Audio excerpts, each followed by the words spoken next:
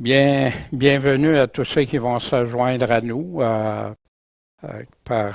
suite au chant, au culte, au repas du Seigneur. Bien, maintenant, nous sommes rendus à la partie qui touche directement à la parole de Dieu. Tout le reste l'est, mais ici, c'est comme l'enseignement ou les messages que on peut apprendre des choses de Dieu encore davantage. Aujourd'hui, on va délaisser les héros, on va y revenir plus tard, comme les TAC aussi, on va y revenir plus tard. Puis, j'ai quelque chose que ça fait très longtemps que j'ai à cœur et que je voulais attendre un moment euh, propice. Et pour moi, il me semble que c'est un moment propice en demandant au Seigneur tout ça. Puis, c'est quelque chose de très important mais qui est de plus en plus effacé, malheureusement, dans les temps qu'on vit. Comment lire et comprendre la Bible?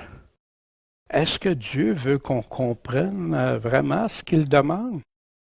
Fait que tous vont dire, ben oui, mais concrètement, dans l'application, on va voir il y a des différences, des distorsions par rapport à affirmer ça. Bien, juste avant, Seigneur Tout-Puissant, puisses-tu nous conduire, nous guider, puis que ça soit productif pour chacun de nous. Seigneur, on cherche à mieux te comprendre, à mieux apprendre de toi, pour être en mesure de bien appliquer, bien mettre en pratique ce que tu nous demandes. Fait que Seigneur, guide-nous, guide ceux que c'est peut-être la première fois qui vont entendre quelque chose du genre dans une église et conduis-nous par ton Esprit Saint. En ton Saint-Nom, Jésus, notre Maître, notre Sauveur. Amen. Bien, pourquoi des cours comme ça? On va y revenir. C'est le plus négligé aujourd'hui. On dit à tout le monde de lire sa Bible, mais après ça, on l'interprète comment? Par quelqu'un qui nous montre comment, qu'est-ce que ça veut dire.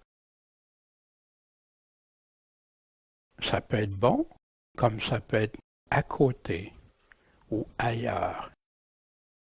Quelle est l'importance de bien comprendre ce que Dieu a vraiment dit? On va voir ça ce matin. La parole de qui compte et surtout comptera quand tu seras devant Dieu. Il est trop tard après si on ne comprend pas bien, on n'applique pas bien. Il n'y aura plus de deuxième chance quand on sera devant le Seigneur. Puis pourquoi Dieu a choisi de nous parler par des paroles que l'homme comprend et connaît? Tu dis, ben oui, c'est logique, mais beaucoup rendent la Bible si complexe, si inatteignable. Puis on va voir des choses que j'ai entendues moi depuis mon enfance par rapport à la Bible. Puis si on ne comprend pas ce que Dieu nous dit au travers de sa parole, comment qu'on va savoir si on a la vraie foi? Mais Dieu nous donne comment vérifier si notre foi correspond à celle que Dieu demande. Il y a plein de foi aujourd'hui, plein de foi variées, même dans les mêmes organisations parfois. Puis bien sûr, on verra plus tard les bénédictions et les avertissements. Remplis de bénédictions, de comprendre et appliquer la Bible, mais remplis d'avertissements pour ne pas s'y tenir, pour pas ne rester fidèle à ce que Dieu a dit aussi. Le pourquoi, bien, pourquoi on veut comprendre la Bible? Ben, la chose la plus évidente, c'est pour connaître davantage Dieu, sa volonté. Il nous a laissé ça, pour pouvoir l'apprécier puis l'aimer, mais aimer le vrai Jésus, aimer le vrai Dieu, pas aimer un Dieu qu'on se fabrique, qu'on va inventer, imaginer qui est comme ça. Non, c'est dans la Bible qu'on retrouve qui est Dieu. Pas se laisser errer à tout vent de doctrine. Dieu cherche des adorateurs en esprit et en vérité. Mais où je vais retrouver cette vérité-là? Grandir en véritable disciple. Un vrai disciple, une vraie disciple du Seigneur. La Bible nous emmène à ça. Savoir écouter Dieu aussi. Plus qu'on apprend comment lire, comprendre la Bible, puis en passant, il n'y a rien de mystérieux dans ce qu'on va voir. C'est des choses même que vous connaissez probablement, que vous mettez en pratique sans le rendre compte. On va définir des choses, puis on va mettre des choses importantes que souvent c'est passé par-dessus. Moi, je me souviens quand je lisais la Bible au tout début, c'est très fort, l'Esprit nous parle et tout ça, puis mais j'étais encore mal affermi. Des fois, je prenais des bouts de passage, puis je leur donnais une autre signification que ce qui était là. Merci Seigneur, tu m'as aidé éventuellement à m'affirmer dans la parole, puis à comprendre plus. Mais souvent, j'écoutais Dieu au début de ma conversion, puis après ça, j'écoutais Dieu et les hommes. Puis à un moment donné, les hommes, c'était plus comme Dieu avait dit. Oh, petite lumière qui s'allume, là. Connaître les outils que le Seigneur nous laisse pour comprendre. Parce qu'il nous en laisse dans sa parole. Puis aussi, on a des outils externes. Puis, éviter la confusion. Il y a beaucoup de gens que s'ils liraient juste le Bible seul, aura moins de confusion que d'aller d'une église ou d'une église à l'autre ou entendre des choses différentes. Dieu veut pas qu'on soit dans la confusion. Puis pour nous, de développer un plus grand désir profond de lire. Quand je comprends bien, c'est intéressant. Si je lis en chinois, il y a des bonnes chances que j'arrête de lire dans pas grand temps. Mais ça nous aide aussi à se sensibiliser, s'éveiller davantage aux paroles. Hey, ça fait des années que je lis ma Bible, je n'avais pas remarqué ça. Wow, c'est donc bien clair, comment ça j'ai pas compris ou vu ça avant? Puis ça va nous permettre de répondre aux multiples avertissements du Seigneur puis des apôtres, puis répondre à que celui qui a des oreilles prenne garde à la manière dont tu écoutes. Donc Jésus veut qu'on sache comment écouter, et c'est le but, le rechercher dans tout ça. Puis, vous savez, au début, les paroles de Dieu étaient la seule source sur laquelle était bâtie la foi. Paul nous en parle, un passage qu'on cite souvent ici, la foi donc vient de ce qu'on entend, puis ce qu'on entend vient de la parole de Dieu. C'est là que la foi peut être bâtie. Il ne nous dit pas ailleurs, il ne nous dit pas dans d'autres choses. Puis pourtant, la seule règle que Dieu a établie pour comprendre, c'est pas ailleurs que là, que dès l'enfance tu connais les saintes lettres qui peuvent t'instruire pour le salut. Comment, par la foi qui est en Jésus-Christ, toute l'Écriture est de Dieu divinement inspirée, utile, nous enseigner, nous convaincre, corriger, former à la justice pour qu'on soit accompli et propre à toute bonne œuvre. Puis là, il dit à Timothée, il conjure devant Dieu le Seigneur, qui doit juger les vivants et les morts quand il va revenir, puis dans son règne. Prêche la parole. Il ne dit pas ici prêche la théologie, prêche les théories, prêche. Non, prêche quoi? La parole. Insiste en temps hors du temps, reprend, censure, exhorte en toute patience et en instruisant. Pourquoi? Parce qu'il va venir un temps où les hommes n'endureront plus la saine doctrine. Si tu penses que tout est beau, qu'il n'y a pas, c'est sûr que tu ne trouveras pas ça intéressant, une étude comme ça.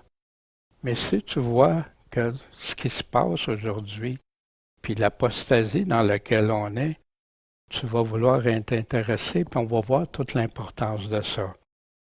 Il va venir un temps que les hommes n'endureront pas la saine doctrine, mais ils vont désirer entendre des choses qui sont agréables. Puis ils vont avoir plein d'enseignants, plein de pasteurs, docteurs qui vont leur montrer différentes choses. et ils vont fermer l'oreille à la vérité. Ce que ça veut dire, fermer l'oreille à la vérité? Fermer l'oreille à Jésus qui est la vérité. Mais ils ne s'en rendent pas compte parce qu'ils parlent de Jésus. Parler de Jésus, croire Jésus, c'est deux choses. Et ils vont se tourner vers des fables. Mais toi, sois vigilant. Endure les afflictions parce que tu te fais rejeter quand tu parles juste de ce que Jésus dit. Fais l'œuvre d'un évangéliste, remplis complètement ton ministère. Si vous remarquez, aucun apôtre ou pasteur n'a eu besoin d'autre chose que de la parole de Dieu. Les paroles de Dieu étaient la seule et unique référence. Comment ça se fait? Qu'est-ce qui s'est passé? Qu'est-ce qui s'est passé qu'aujourd'hui, plusieurs sources diverses et contradictoires, plein de livres, de la théologie, des livres chrétiens, des livres de toutes sortes de sujets, de choses, puis que les gens se détournent de la Bible pour aller vers ça. Puis des fois, ils ont lu quelque chose dans la Bible, puis après ça, ils lisent ça dans le livre. Ah ouais, c'est dur à comprendre, la Bible. C'était pas dur à comprendre la première fois que tu l'as lu. C'est devenu dur à comprendre quand tu as lu ces livres-là, ou tu as entendu des enseignements que le pasteur prend de la théologie ou la dénomination. Tu as déjà entendu, hein? La parole est tellement compliquée, on ne peut plus la comprendre, fait qu'il faut lire toutes sortes de choses ou écouter des personnes qui... On ne peut pas la comprendre nous-mêmes, ça nous prend des experts pour comprendre la parole de Dieu. Où tu trouves ça dans le Nouveau Testament? Un enfant, soyez simples comme des enfants, écoutez, suivez ce que Dieu dit. Puis un autre, j'entendais, moi, quand hey, tu lis la Bible, ça peut te rendre fou, fais attention, là. Il y a juste nous autres qui peut t'enseigner la Bible, qu'est-ce que ça veut dire. Toi, t'es pas dans la hiérarchie, fait que toi, t'es un petit, hein, fait que tu pourras pas comprendre. Nous autres, on va comprendre. Voyez-vous, en arrière, c'est beaucoup basé sur de l'orgueil humain que Dieu avait pas mis.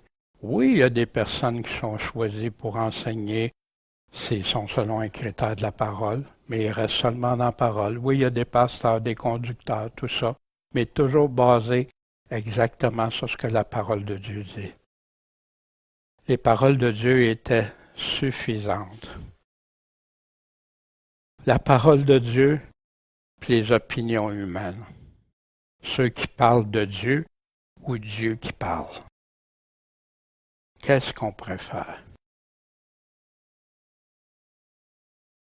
Très dangereux de se fier ailleurs. Ça, là, ça ne pourra jamais être aussi solide que ça.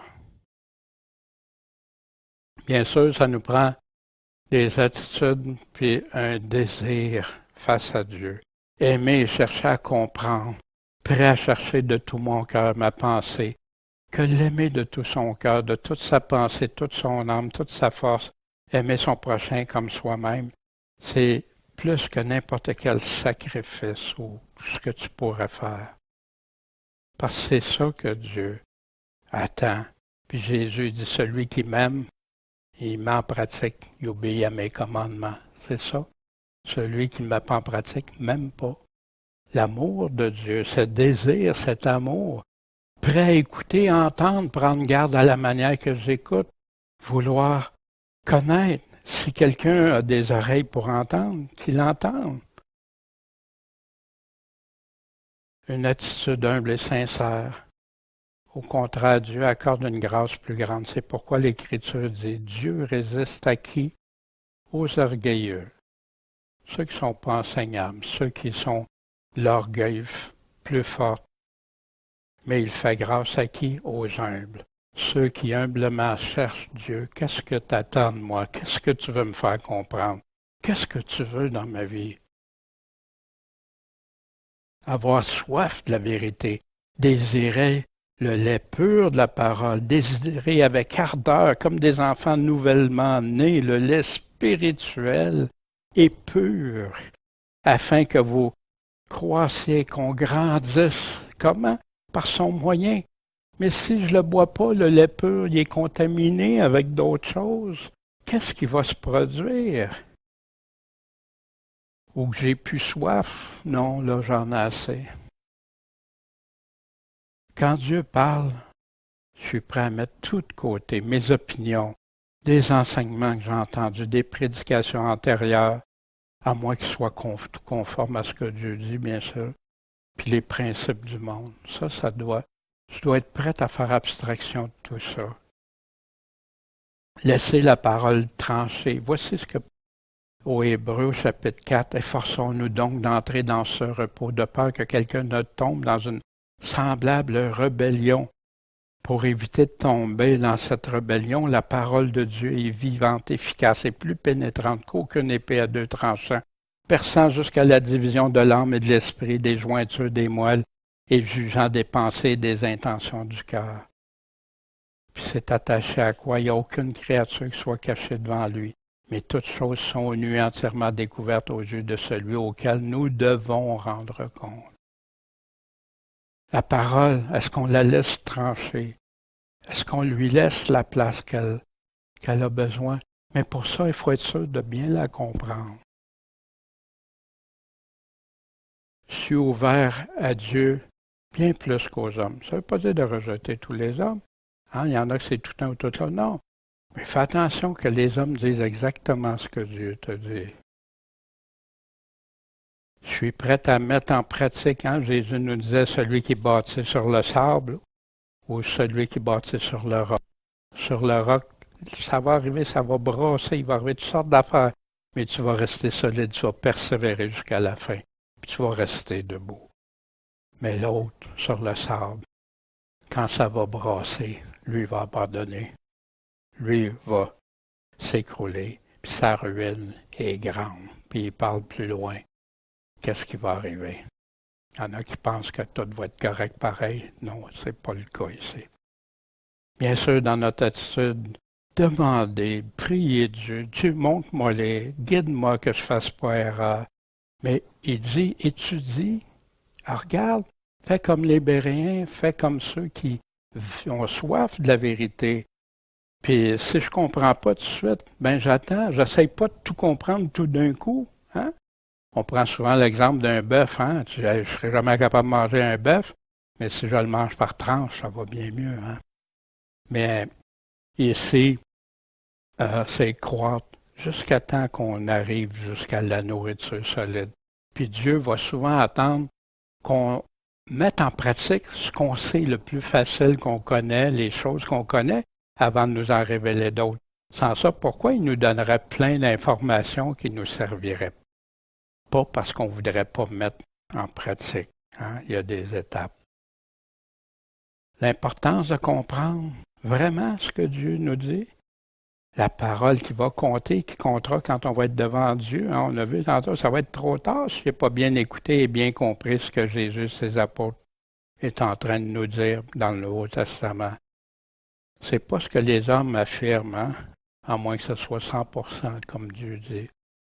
Celui qui me rejette et ne reçoit pas mes paroles a son juge. Fait que si ces paroles sont si importantes, si déterminantes pour mon éternité, pourquoi? Parce que la parole que j'ai annoncée, c'est elle qu'il jugera au dernier jour. Fait qu'il y en a beaucoup qui disent, moi, je rejette pas Jésus, puis je rejette pas ses paroles. Bien, quand tu lis ces paroles, Jésus dit quelque chose, puis que tu entends que quelqu'un dit « oui, mais » ou autre chose, qu'est-ce que tu penses qui est en train d'arriver? Tu es en train de te faire. Tu es en train de rejeter les paroles de Jésus au détriment, à ton détriment, puis tu écoutes plus un homme que Jésus. Ce n'est pas tout homme qui me dit « Seigneur, Seigneur » qui va entrer dans le royaume, mais juste celui qui fait la volonté de mon Père. Il y en a plusieurs qui vont dire « Seigneur, Seigneur ». C'est tous des gens croyants, ça. Ils ne diraient pas « Seigneur, Seigneur » s'ils ne croiraient pas. Puis toutes les choses qu'ils ont faites, parler en son nom, même fait des miracles en son nom, puis tout. Puis Jésus va, non, ça passe pas. Puis, parfois, si notre évangile est voilé, il est voilé pour qui? Pour ceux qui périssent. Fait que c'est important de bien comprendre ce que Jésus nous enseigne.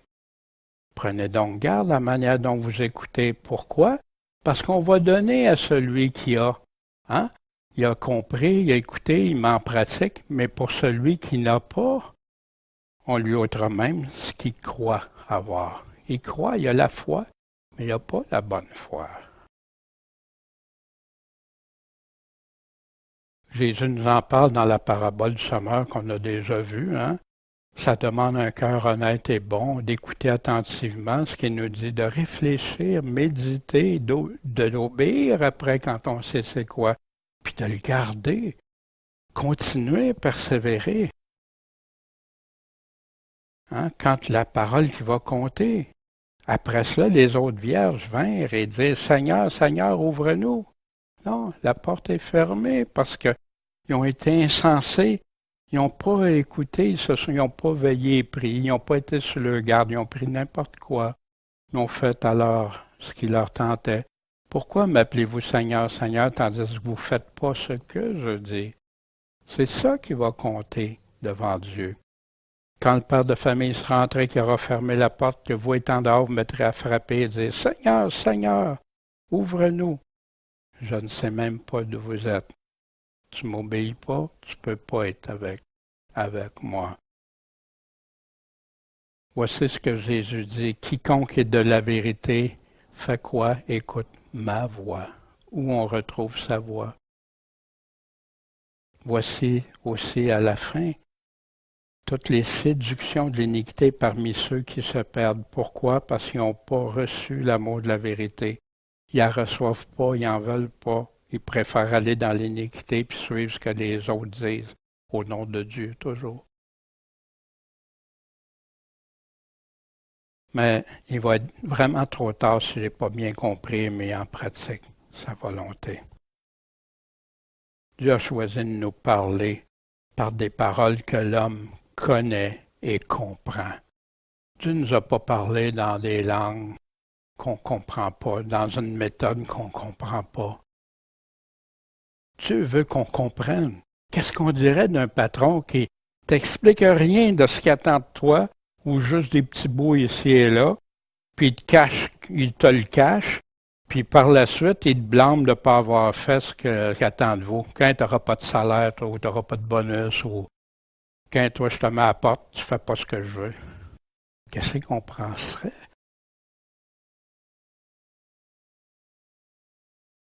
Et un père qui récompenserait ou punirait sans avoir jamais expliqué à son enfant qu'est-ce qu'il attend de lui, les consignes. Est-ce que ce serait un patron ou un père juste? Puis là, certains, la façon qu'ils parlent, là, la Bible est si compliquée, on ne peut pas comprendre, puis tout ça, ils sont en train d'accuser Dieu indirectement d'être injuste. Comme si Dieu nous demanderait des choses qu'il veut nous cacher. Non, il veut que tous viennent à la repentance. Puis pour ça, il veut qu'on comprenne. Puis nous expliquer. Dieu agirait comme ça avec nous autres, comme ce patron et ce père-là. Voyons donc, c'est sûr que c'est pas ça. Voici plutôt ce que Dieu nous a dit. Comme il parlait encore avec Pierre. Une nuée resplendissante les couvrit. Voici, il vint de la nuée. Une voix qui dit, c'est ici mon Fils bien-aimé, en qui j'ai pris plaisir. Écoutez-le. Mais Dieu nous donnerait des affaires qu'on ne peut pas comprendre. Voyez-vous le non-sens de ça?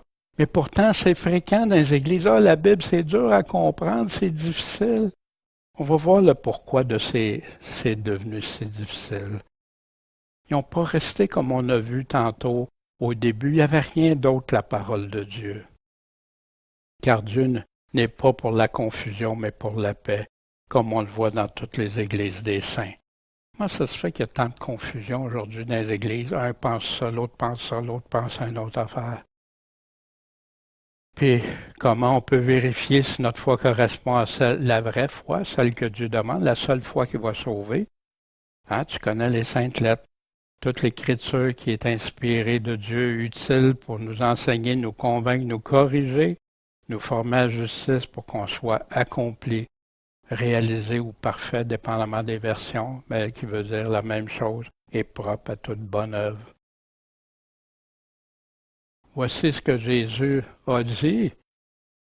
Voici pour savoir si notre foi correspond. Donc, allez, instruisez toutes les nations, baptisez-les au nom du Père, du Fils et du Saint-Esprit, leur apprenant à garder tout ce que je vous ai commandé. Je veux savoir si c'était... Mais comment ça qu'il y en a qui disent que tu n'as pas à suivre les commandements, tu vas être légaliste? Mais c'est ça que j'ai l'évangile que Jésus nous a donné. Jean, l'apôtre Jean, dans 2 Jean, versets 9 à 11, « Quiconque est transgresseur ne demeure pas dans la doctrine de Christ, n'a pas Dieu. » Comment je vais savoir si je demeure dans la doctrine ou pas? Où je vais trouver ça? Dans un livre ou dans la parole de Dieu? Si quelqu'un vient à vous et n'apporte pas cette doctrine-là, de rester dans la doctrine de Christ, recevez-les pas, saluez-les pas parce que vous participez à ces mauvaises œuvres. On a vu la foi d'où ça vient. Ça vient de la parole de Dieu. Voici ce que Dieu dit dans Jérémie. Ainsi parle Dieu, l'Éternel. Maudit soit l'homme qui se confie dans l'homme, qui prend la chair pour son appui.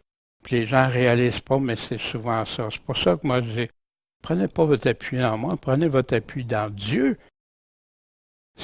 Moi je dois vous dire exactement ce que Dieu dit, pas d'autre chose. Puis la parole de Dieu a un grand besoin. Je prends du temps, des choses qu'on connaît, mais tellement important peut-être pour toi qui vas entendre ça pour la première fois. C'est si important, c'est Dieu qui doit trancher, c'est Dieu qui est la vérité. Béni soit l'homme qui se confie dans l'Éternel, mais dont l'Éternel est l'espérance. Fait que pour ça, c'est lui que je dois écouter. Ajoute un peu de théologie? Non, ajoute rien à ces paroles, de peur qu'ils te reprennent que tu sois trouvé menteur. Puis en passant, la théologie, il y a beaucoup de bonnes affaires, il y a beaucoup de vérités parmi la théologie. Mais la théologie se donne le droit d'aller plus loin que les paroles de Dieu. C'est ça le grave problème. Puis qui détourne de ce que Dieu a dit. L'homme simple croit tout ce qu'on dit. Mais l'homme prudent est attentif à ses pas. Fais attention pour rester sur le chemin étroit. Beaucoup d'arguments modernes, moi, j'ai ma relation avec le Seigneur, puis ça me suffit. Mais à vous, allez voir ce que Jésus dit dans Jean 14, 21, 24. Mais la lettre, ça tue. Légalisme, on a vu ça, juge, puis tout ça. Le légalisme, c'est pas obéir à la loi de Christ, comme Paul dit. C'est de vouloir retourner sous la loi de Moïse. Mais j'ai pas le temps. C'est beaucoup, j'ai été comme ça une période. Mais qu'est-ce que tu penses du temps pour l'éternité? Quand tu vas arriver puis dire, Dieu, j'ai pas le temps. J'ai pas le temps de t'écouter. J'ai pas le temps de chercher. J'ai pas le temps. Mon cœur, je t'aime de tout mon cœur, mais j'ai toutes sortes de choses. Oui, on a des responsabilités. Oui, on a des choses. Mais Dieu doit être toujours là en premier plan, puis le reste, on l'accomplit au travers de lui. C'est pas dangereux, ça, la Bible.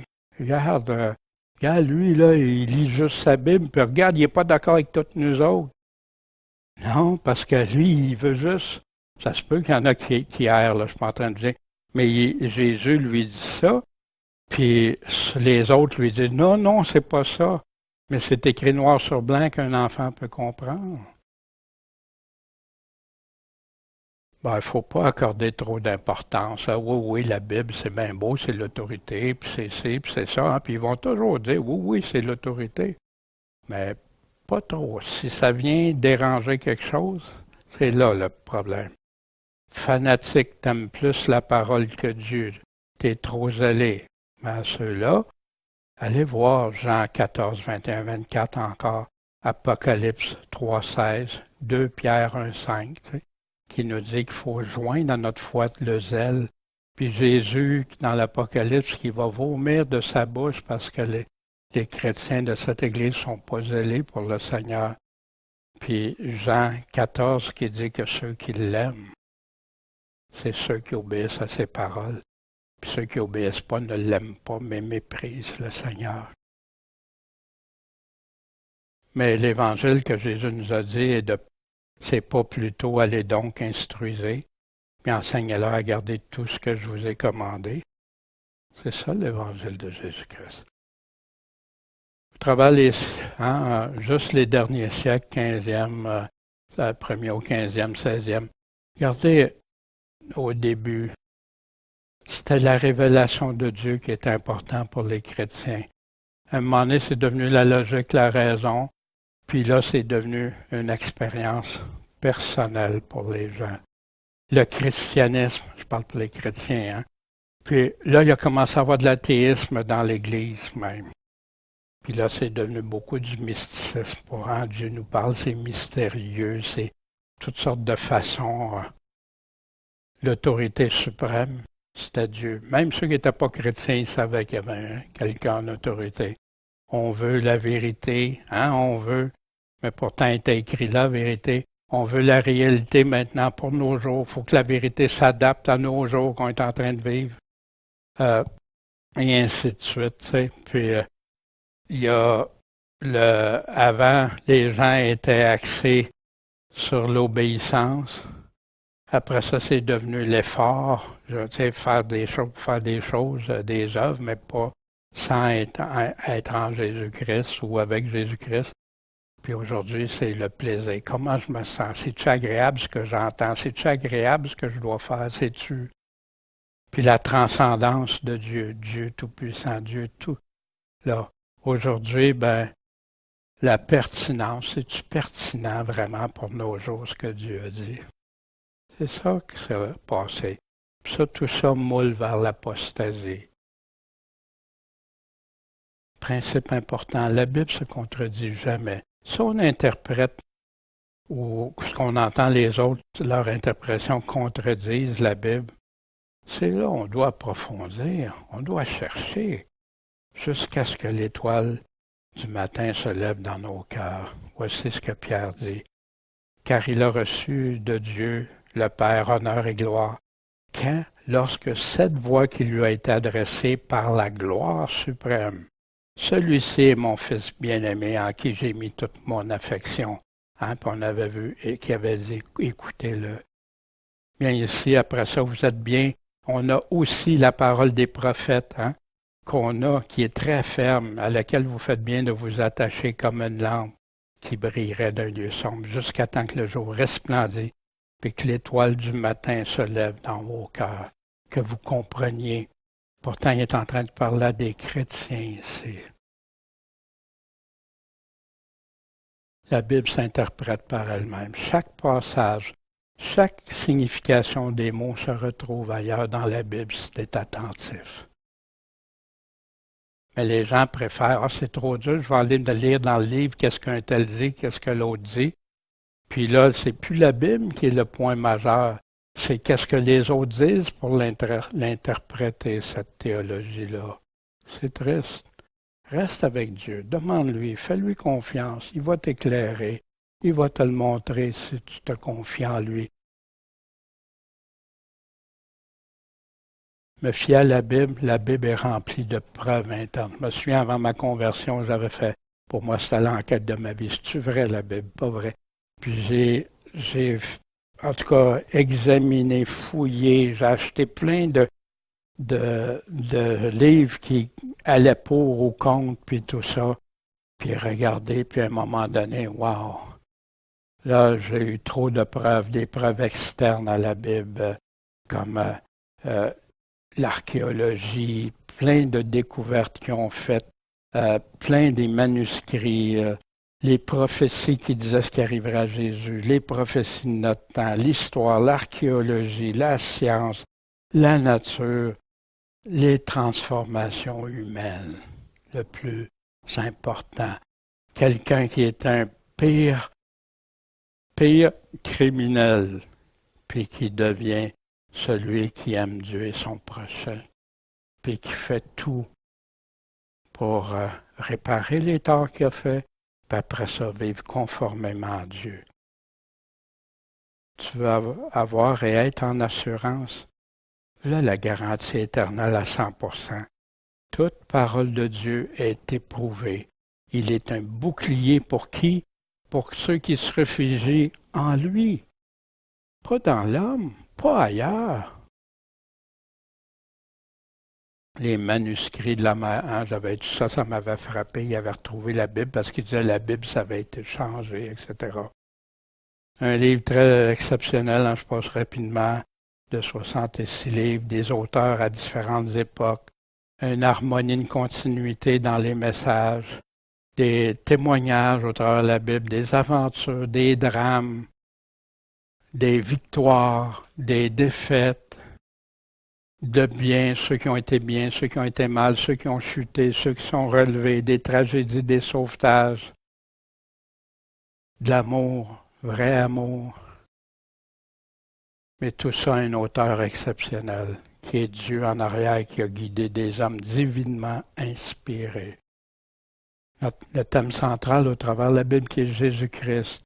Jésus-Christ le Créateur, le oint, le Messie de Dieu, le Roi, le Seigneur des Seigneurs, un Sauveur accessible, un Sauveur qui est venu se présenter comme serviteur, mais qui va revenir comme Seigneur, Roi des Rois, le Fils de Dieu, Fils de l'homme.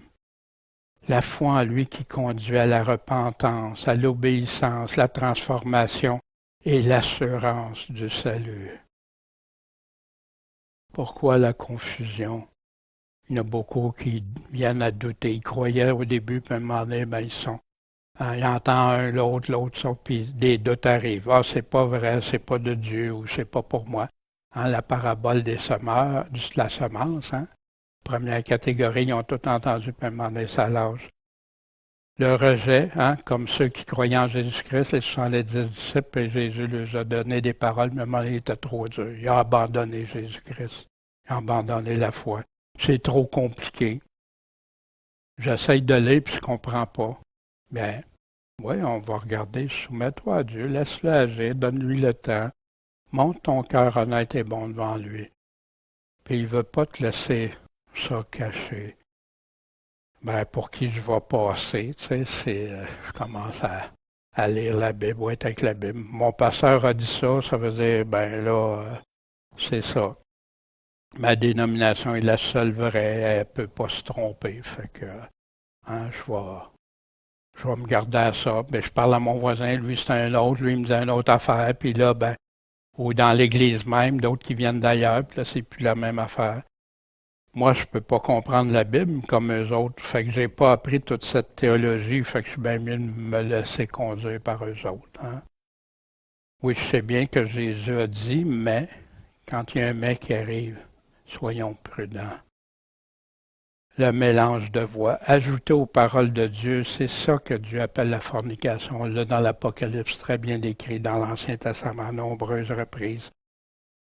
C'est ne pas être fidèle juste à Dieu.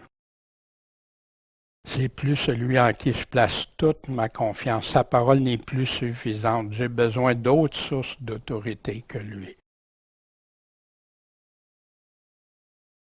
Les pièges fréquents qui nous empêchent de comprendre. Ben, souvent, il y en a qui ont eu tendance à dire que c'est allégorique. Ils ne comprennent pas, fait que ça doit être une allégorie. Pourtant, il y a des choses très concrètes dans la Bible. Que tu vas dire, même un enfant, il va comprendre, puis non, tu fais pas ça, oui, tu fais ça. Mais de vouloir mettre un sens allégorique ou un sens imagé à tout, c'est très dangereux. On a vu Augustin, qu'est-ce qu'il a fait avec la parabole du Samaritain, complètement, en tout cas, partir avec une théorie déjà dans son esprit, une idée ou sujet avec une opinion initiale. Souvent, je veux trouver quelque chose, mais qui va dans mon sens ou dans le sens que j'ai appris ou que j'ai connu. Fait que là, je m'en vais puis je cherche juste des passages qui parlent de ça. Puis je me rends pas compte que je découpe du contexte puis je vais m'appuyer. C'est ce que beaucoup de sectes de fond, d'ailleurs. Dieu ne peut pas dire ou exiger ça, c'est ben trop dur, ces paroles-là. Hey, porte ta croix, suis-moi. Si tu regardes en arrière, t'es pas digne de moi. Voyons donc. Hey, mon Jésus, à moi, il m'aime. Il m'aime, puis non, il m'a tout donné, puis je suis riche maintenant, j'ai tout ce qu'il faut. Puis non, j'ai pas... oh, ben c'est Jésus qui dit, ouais, mais c'est pas pour moi. Moi, je suis sauvé, je suis riche maintenant. Voyez-vous, beaucoup d'enseignements ont été dans ce sens-là, alors que Dieu nous dit qu'on doit le suivre. On doit entendre sa voix. Douter, ben Dieu, dis-tu vraiment ça, là? Hein? C'est qui a commencé ça dans Genèse 3? Dieu a-t-il vraiment dit? Prouver que moi ou ma dénomination a raison. Ça a provoqué beaucoup de divisions, de chicanes. Moi, je vais avoir raison. Non, c'est l'autre. Non, c'est... Est-ce que Dieu, on écoute Dieu? C'est Dieu qui a raison. Soumettons-nous donc tous à Dieu. C'est des pièges fréquents, puis c'est tourné au vinaigre pour plusieurs. Prendre sa théorie, sa théologie pour la vérité, avant même de l'avoir examinée avec soin. Oui, on me dit ça, c'est ça, puis là, hey, viens pas me dire quelque chose contraire à ça, tu veux briser ma foi? Non, je veux juste m'assurer que ta foi t'a mettre sur celui qui est l'auteur, celui qui te demande d'avoir la foi. Puis lui, qu'est-ce qu'il dit? Le reste, hein? Pas des bagarres dans ça, non, juste Dieu, qu'est-ce qu'il dit? Faire confiance à l'homme plutôt qu'à Dieu seul, ça c'est un piège. Ben, je comprends pas, fait que je vais aller voir les hommes. Puis, oui, des fois, les hommes ont des bonnes choses, mais si tu n'as pas essayé de trouver ce que Dieu disait avant, puis d'avoir prié, d'avoir attendu que Dieu te réponde clairement, c'est un piège.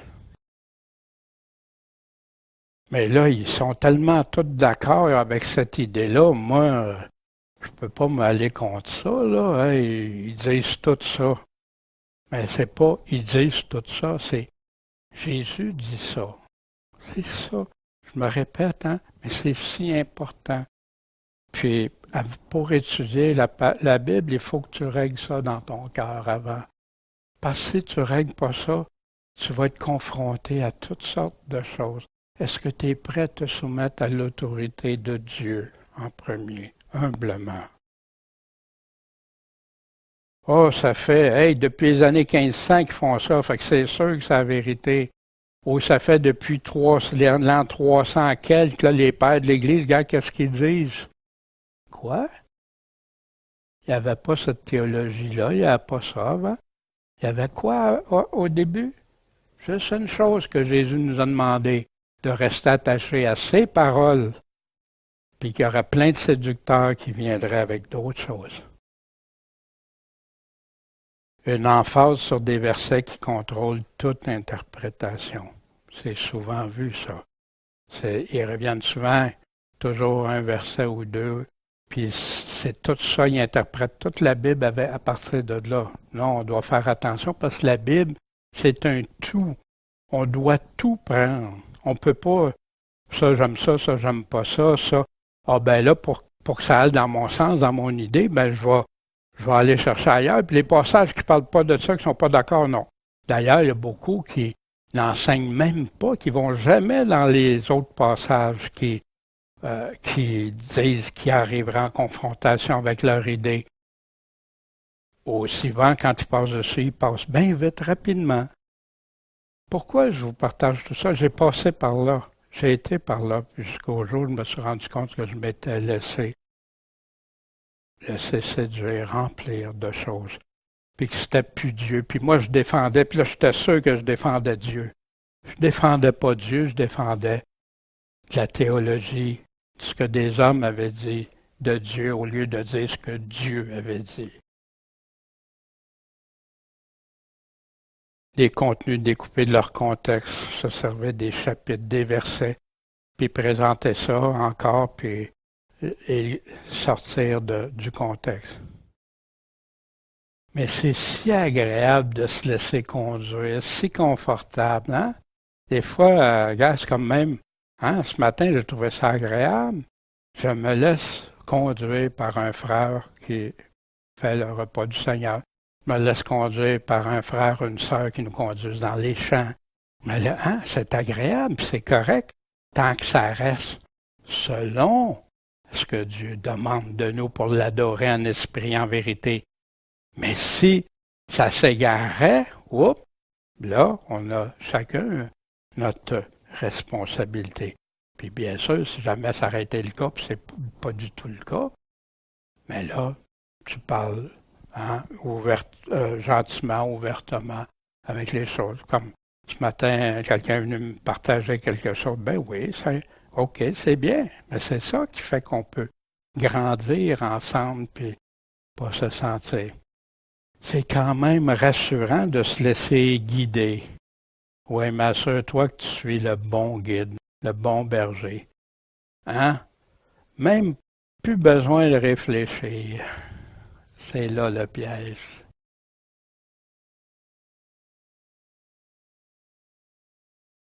Pas besoin d'autre chose.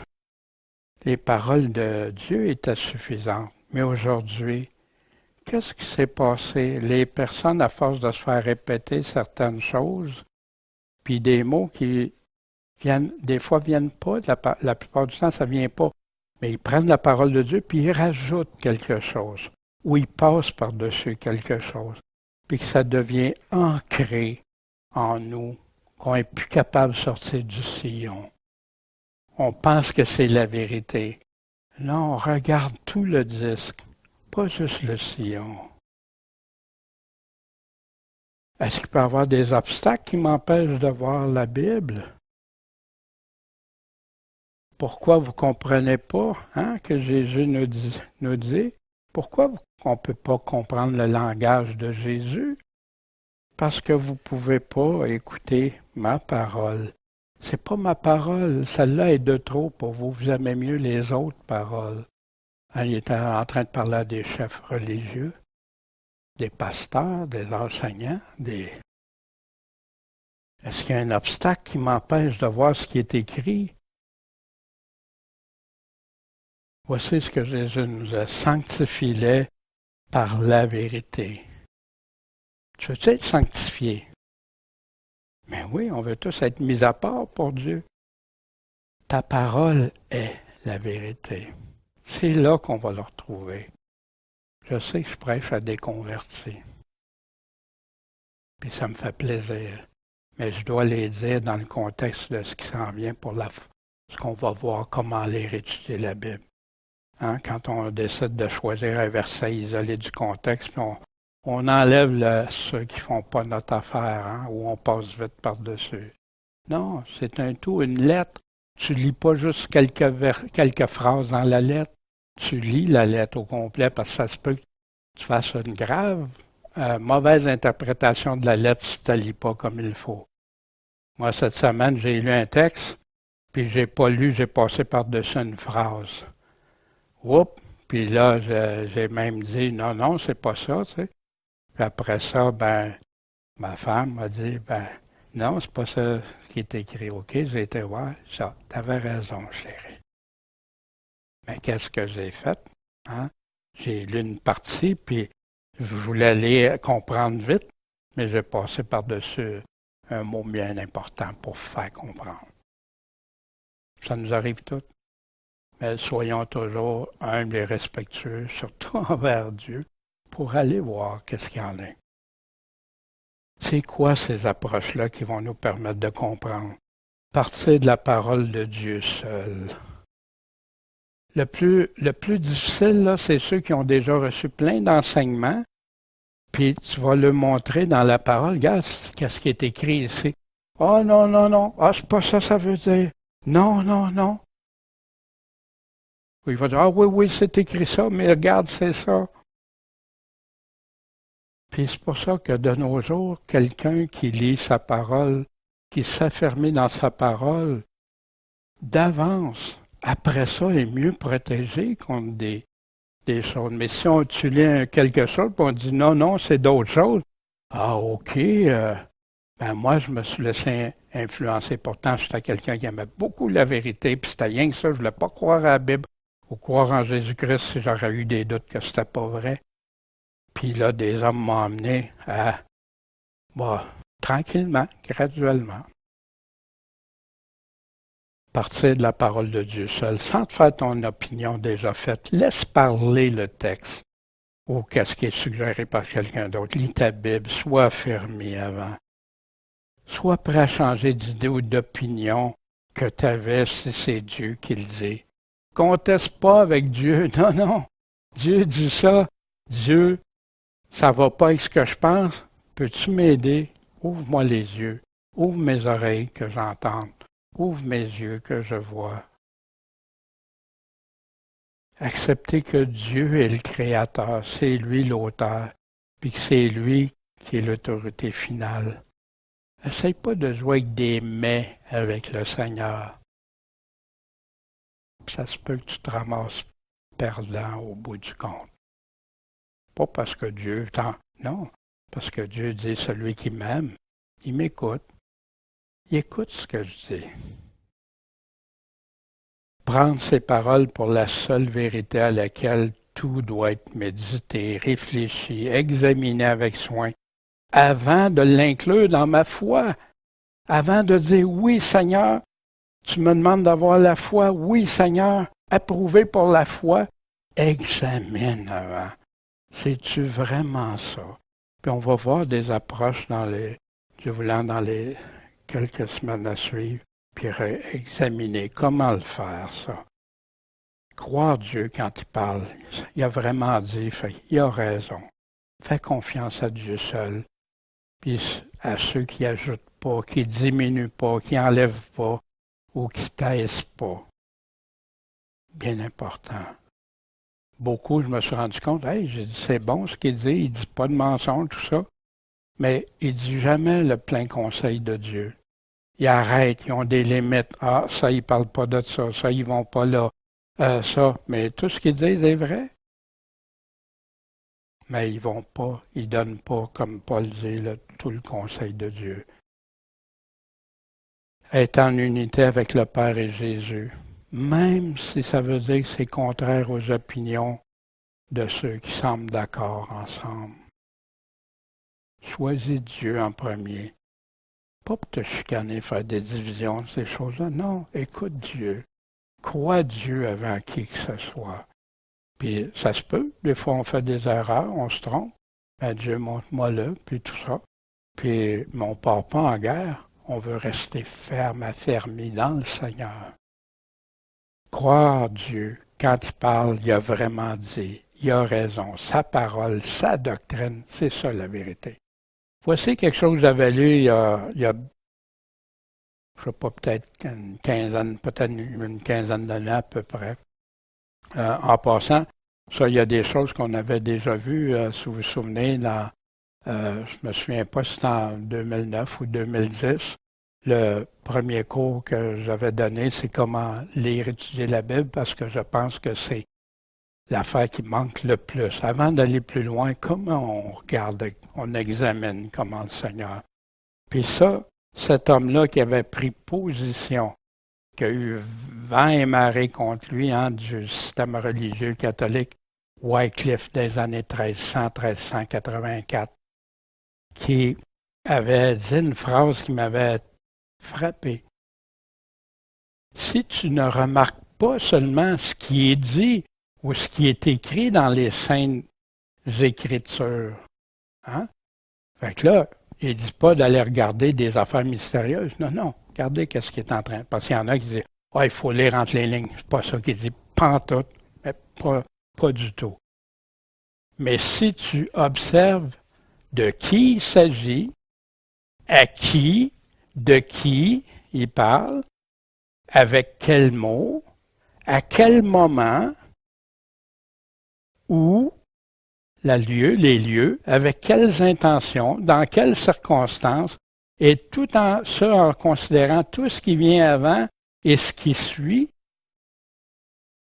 alors cela t'aidera grandement à mieux comprendre la Bible. Puis j'ai trouvé ça tellement wow, tu sais, puis qu'aujourd'hui, hein, d'ailleurs même hein, que Roxane avait pensé à mettre sur le show les questions qui, quoi, quand, comment. Notre étude de la Bible est basée sur des questions, méditer la Bible. Toutes des questions que Jésus nous a laissées, qu'on va voir bientôt. Mais ça, si tu fais ça au lieu de juste lire le texte, tu vas comprendre de plus en plus. Tu vas dire, c'est ça, méditer, étudier la Bible. Cette parole de Dieu-là. Oui, ça, c'est une de mes Bibles que j'aime beaucoup. Hein. Oui, tu es barbouillé, ben moi, là, moi, je peux lire, mais ici, je vois que c'est dur à lire. Là. Mais non, ma Bible, là, j'aime ça. Puis, où j'ai vu ça? Quelle référence j'ai ailleurs qui parle du même sujet? Puis ça, c'est important. Ils sont toutes importantes, les paroles de Dieu, mais il y en a qui sont très claires. Comme là, quand c'est en orange, c'est par rapport aux prophéties. Quand c'est une autre couleur, je me donnait des choses pour m'aider à comprendre ma Bible. C'est quoi les approches qui empêchent ou qui voilent ce que Dieu dit vraiment? Mais je pense qu'il n'y a pas d'église ou de dénomination qui ne disent pas que la Bible est l'autorité, la seule autorité de leur église, puis tout ça, qui est importante. Mais dans la réalité, souvent, ils vont te citer des théologiens, ils vont te donner des définitions de mots, exemple sur la grâce avec plusieurs définitions théologiques qui viennent avec. Mais quand Jésus parle de sa grâce, c'est sa faveur. Hein? Toujours partir de la théologie des opinions déjà faites, c'est un piège, ça voile. Pas méditer les paroles de Dieu avant tout, pas que je me répète, mais là je dis les pièges. Quand tu fais ça, c'est un piège. Pas examiner, pas réfléchir, chercher des réponses ailleurs que la Bible. C'est ça des doctrines étrangères quand tu cherches tes réponses ailleurs. Pas être prêt à changer d'idée, d'opinion, ou même quand c'est Dieu qui le dit. Puis en passant, quand je dis chercher ailleurs, ça ne veut pas dire que tu n'iras pas pu lire pas en tout de livres que quelqu'un, des choses, non. Il y a des beaux témoignages de vie chrétienne. Il y a des bons livres qui ont fait une étude de certains sujets. Il y a des bonnes choses. Là. C'est où ça devient un piège. C'est quand tu as un peu de parole, puis là, tu as plein d'écritures qui viennent t'expliquer. Puis là, tu lis ça, puis ça ne veut plus dire la même chose. C'est là le grand danger. Découper les versets. Hein? Oh, ça, c'est mon verset favori, fait que ça, je vais le garder là. Mais je lis pas comme Jean 3,16, hein? Mais que tu lis pas en dessous que la colère de Dieu demeure sur ceux qui ne mettent pas en pratique, qui ne croient pas, qui ne veulent pas obéir. Ajouter, ôter, passer par-dessus, éviter les paroles qui ne vont pas dans le sens que je voudrais, comme on parlait tantôt. C'est ça qui fait confiance à l'homme plutôt qu'à Dieu. Revenons juste à Dieu. La Bible, il y a les textes, le texte de la Bible qu'on est en train de lire. Il faut aller voir son contexte puis se poser les questions. Il faut aller voir les autres textes qui parlent du même sujet. Puis, ce qu'on appelle le pentexte, hein, c'est tout simplement une chose, c'est toute la Bible. Toute la Bible, c'est tout en harmonie. Ça ne se contredit pas. Oui, il y a des choses qui étaient pour un temps présent, comme l'Ancien Testament, la loi de Moïse, c'était pour un temps. Mais cette loi de Moïse-là, après, on a les explications du pourquoi. Mais ça ne se contredit pas. Dieu avait dit qu'il y aurait une nouvelle alliance dans l'Ancien Testament. Ça se complète. Mais pour comprendre Jésus, ce qu'il nous dit, il faut ouvrir les oreilles, que celui qui a des oreilles pour entendre, entende. Ah, il le répète ici, que celui qui a des oreilles pour entendre, entende. Ah, que celui qui a des oreilles pour entendre, entende. Hein? Pourquoi Jésus répète ça souvent? Il leur dit que celui qui a des oreilles pour entendre, entende. Ici, il parle la parole, hein, les deux parlent la parole dans la semence dans la bonne terre, est enlevée, hein, en disant ces choses que celui qui a des oreilles pour entendre, entende.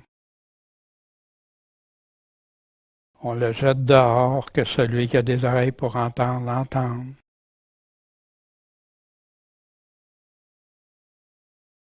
Jésus l'a répété, mais il l'a répété au livre pour la fin, hein, avec la promesse, bienheureux celui qui lit, qui garde ces choses.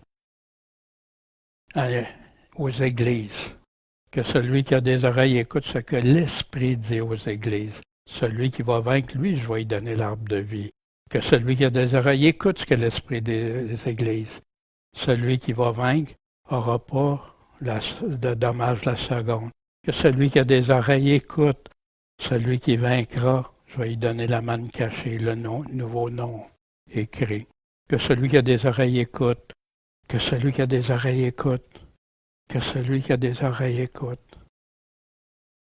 Pourquoi ces paroles-là? Parce que Jésus nous aime, il ne veut pas qu'on aille à la cour, qu'on n'écoute pas, qu'on dise oui, oui, tout est beau, tout est correct. Non, écoute quand il parle. Parce qu'il dit grande va être la ruine de ceux qui n'auront pas écouté et qui n'auront pas mis en pratique. C'est un des principes essentiels quand on veut écouter, comprendre la parole de Dieu. Aie les oreilles ouvertes, aie les yeux ouverts, aie ton cœur ouvert à Dieu. Par la suite, on va voir dans les semaines à venir, Dieu voulant, les approches et les moyens que Dieu nous a laissés en exemple, avec la manière dont Jésus et ses apôtres expliquaient et nous faisaient comprendre, fait comprendre. On n'ira pas chercher des mystères, des choses, non. Des choses que, comment Jésus s'est pris pour nous faire comprendre? Quel mot il utilisait? Quelles questions il utilisait? Ses apôtres. Ouais, le langage, pourquoi le langage est important, les mots-clés, les questions à se poser, le contexte, l'importance. C'est-tu figuré, imagé ou concret, littéral? Comment l'application peut se faire, la mise en pratique.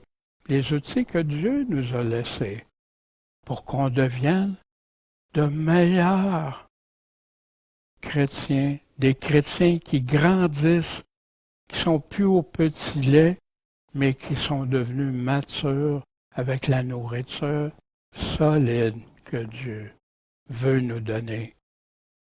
Il y en a qui aiment mieux, non, j'aime mieux pas savoir comme ça, je serais pas... Mais non, parce que si tu aimes Dieu, tu as soif de vérité. Tu as soif d'entendre ce qui attend de toi. Celui qui n'a pas soif, je ne me prononcerai pas, mais le Seigneur va se prononcer. Celui qui est tiède, le Seigneur va se prononcer. Celui qui c'est trop pour lui, que c'est trop dur, le Seigneur va se prononcer. Ça lui appartient quand on sera devant lui. Puis ici, hein, quand on parlait du logo, c'est avec nos questions clés. Hein. Mais nous, on veut aspirer à comprendre mieux Dieu. Bon Père Céleste, merci. Merci de ta parole sur laquelle on peut se fier à 100%, Seigneur. Puis, guide-nous. Tous des personnes qui vont peut-être entendre ça pour la première fois ou qui ont déjà, ça fait longtemps, qui ont regardé, puis qu'on puisse grandir tous ensemble, Seigneur, à mieux t'entendre, mieux te comprendre, puis mieux mettre en pratique ce que tu nous dis dans ces temps d'apostasie, dans ces temps où les gens veulent entendre juste les choses agréables, mais ne plus entendre toutes tes paroles. Mais Seigneur, guide-nous. Fortifie-nous, c'est toi qu'on aime, c'est toi qu'on veut plaire, et c'est à toi qu'on va rendre des comptes un jour, Seigneur. En ton saint nom, Jésus, notre chef, notre maître, notre bon patron et sauveur. Amen.